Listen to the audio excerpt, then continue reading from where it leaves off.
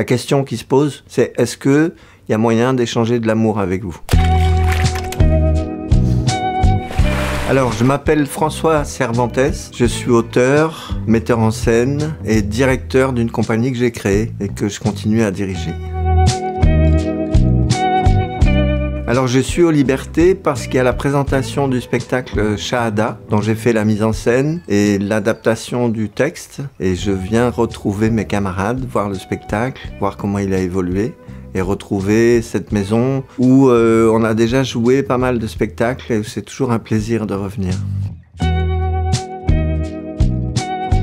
C'est l'histoire d'un homme qui a vécu sa jeunesse en Syrie, a rêvé de partir en France, qui est tombé amoureux d'abord de la langue française, ensuite de la France, qui, le jour des attentats du 11 septembre, a crié Allahu Akbar et a ressenti une joie assez grande, qui ensuite a eu une prise de conscience terrible et qui a fait lentement un cheminement vers l'Occident, sachant qu'il avait été élevé en disant que chaque occidental se réveillait chaque matin en se demandant qu'est-ce qu'il pouvait bien faire pour détruire la civilisation arabe et musulmane.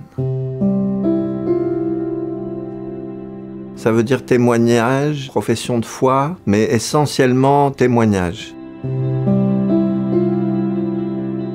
J'ai rencontré Fida, on a eu une relation très agréable qui est devenue petit à petit une relation amicale. On a joué au théâtre qu'il dirige à Avignon, le 11, Gilgamesh. On a fait pas mal de fermetures de la terrasse, du bar. Et le jour où il m'a avoué qu'il avait crié Allahu Akbar en voyant à la télévision les événements, j'arrivais pas à croire que c'était cet homme-là que je connaissais qui avait fait ça. Par rapport à ça, Fida avait commencé à écrire un spectacle et m'a demandé son avis. Je lui ai dit que moi, je lui conseillais d'écrire un texte beaucoup plus autobiographique, beaucoup plus intime. Et il m'a demandé de l'accompagner dans l'écriture de ce texte. Et c'est ce qui m'a donné envie d'accompagner Fida, tout simplement. C'est un témoignage très autobiographique sur un sujet qui est brûlant. La première, je suis venu vous parler, ça ne va pas être facile.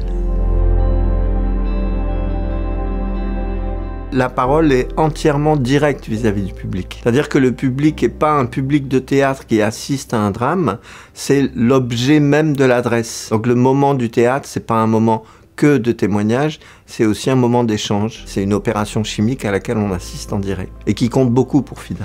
Je voulais surtout pas faire du théâtre avec ce matériau-là. J'ai passé mon temps à essayer de défaire les choses.